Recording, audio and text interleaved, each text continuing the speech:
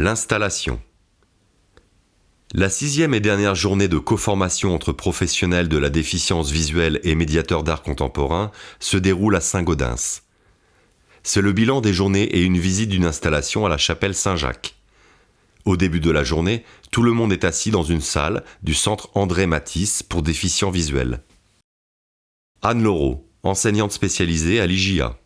On peut à présent être dans le ressenti, se faire confiance au niveau du ressenti. Moi, ça m'a vraiment changé mon point de vue sur l'art, complètement. Je pense à beaucoup plus de choses devant une œuvre d'art contemporain. C'est très différent. Et du coup, il me semble que je vais faire des médiations très différentes avec les gamins. Véronique Fauvet-Lamonnerie, chapelle Saint-Jacques, Saint-Gaudens. La compréhension, elle ne passe pas forcément et nécessairement par le cerveau.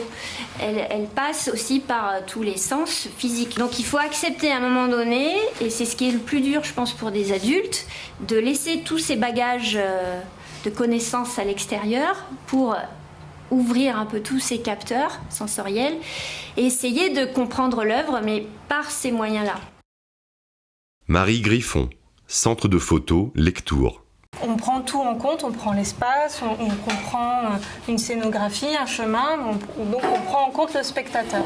Donc le spectateur, il peut être amené à être actif dans cette installation, donc à faire quelque chose, ou juste à regarder, à déambuler. L'installation de Michael Butler qu'on vous présente cet après-midi, c'est exactement ça en fait. C'est une œuvre qui a été achetée par le FRAC Midi-Pyrénées, mais qui est réactivée différemment en fonction des lieux où elle est présentée. Donc ça rejoint aussi la question de l'espace que vous avez en dessous et la question de l'œuvre in situ, l'œuvre créée dans le lieu pour le lieu.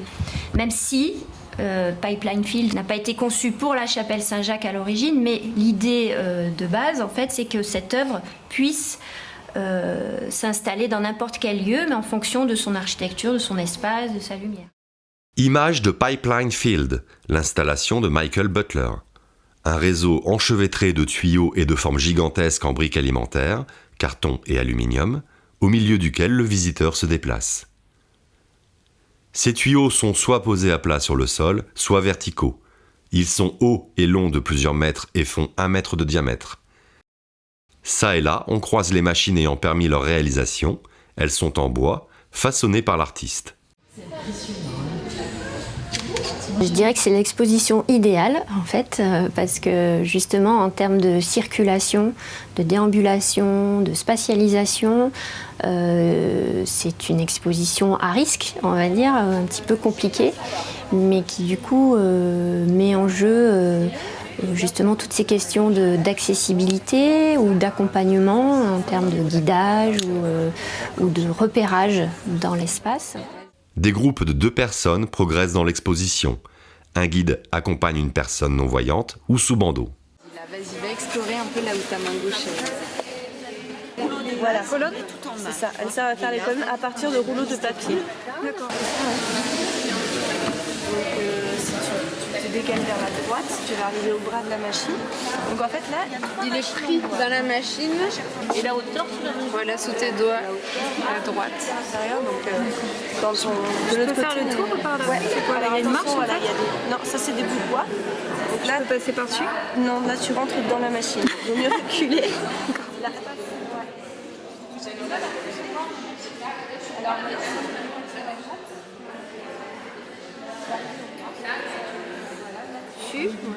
Et là, tu as un premier engrenage. Si tu suis la forme, tu vois, tu touches, il y a un plastique qui décrit en fait une sorte d'étoile, une forme d'étoile. Et là, tu as le deuxième qui vient s'encastrer un peu plus loin. C'est une œuvre aussi qui est immersive, c'est-à-dire qu'on est obligé de la traverser pour être vraiment immergé dans l'œuvre. Donc en fait, ce sont les outils qui ont servi.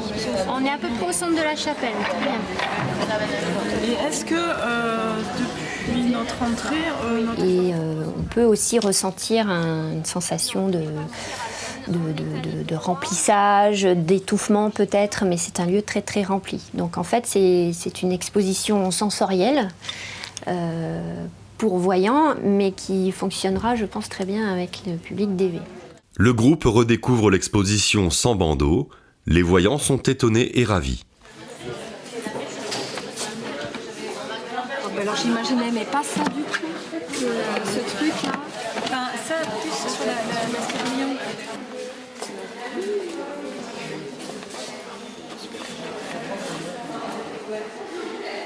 Nathalie Muraté, animatrice socioculturelle à l'IGIA.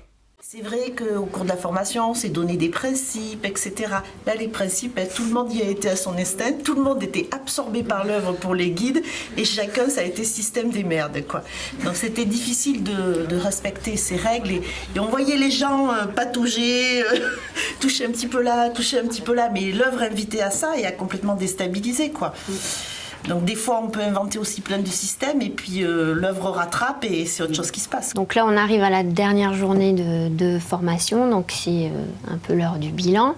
Donc pour ma part, toutes les notions qu'on a abordées, en fait, je vais les réinvestir dans ma pratique. Donc pour moi, l'idée, c'est d'amener plus de public DV à la Chapelle Saint-Jacques.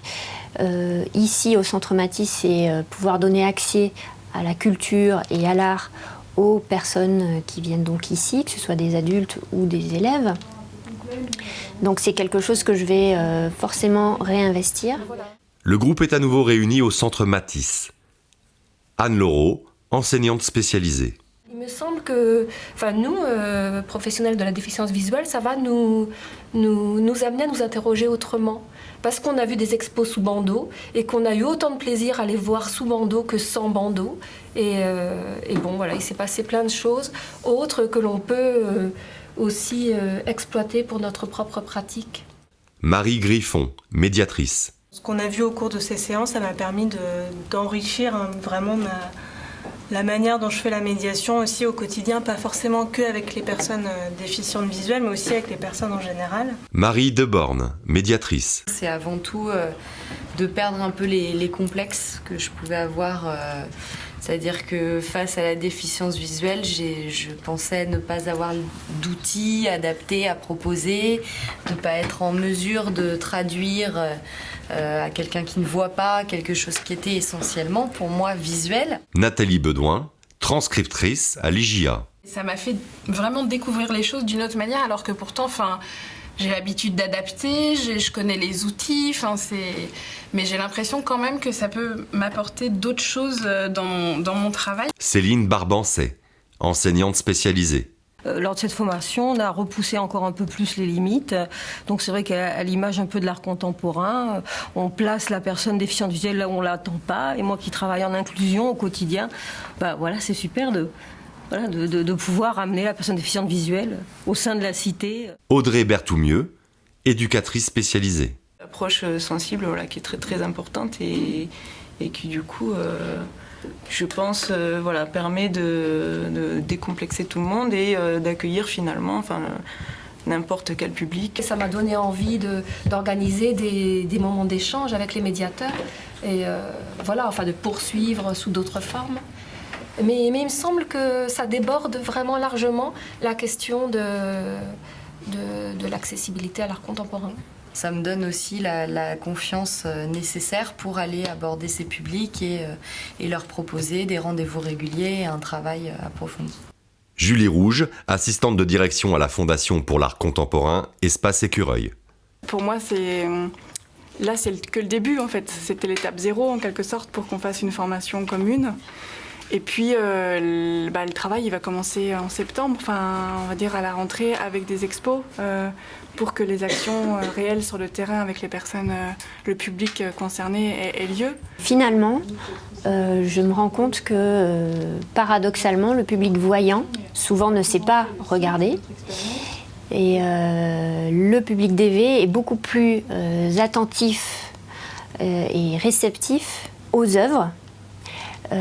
Puisque il n'a pas la vue, il doit faire autrement, mais finalement en termes de sensations, d'émotions, de ressentis, tous les capteurs sont ouverts et donc ils arrivent à percevoir beaucoup de choses qu'un voyant finalement ne va pas percevoir ou très difficilement. Nous on est confrontés régulièrement à des gens qui déjà sont un petit peu bloqués par l'idée de l'art contemporain. Ils pensent qu'ils ne vont pas comprendre, qu'ils ne comprennent rien, ils nous le disent. Certains font des efforts. Donc ça nécessite de toute façon une certaine curiosité, une certaine ouverture d'esprit. Mais souvent, en fait, ce qui les arrête, c'est justement le regard, paradoxalement. C'est la vue. Et qui peut devenir aussi une barrière et un frein pour percevoir et du coup faire appel à toute sa sensibilité pour comprendre une œuvre. Parce que comprendre une œuvre, à mon sens, c'est pas simplement la comprendre mentalement en faisant appel à ses connaissances, à des théories. C'est la comprendre par le physique, c'est la comprendre avec des différentes sensations qu'on peut éprouver en traversant une œuvre, ou en la regardant, ou en l'écoutant.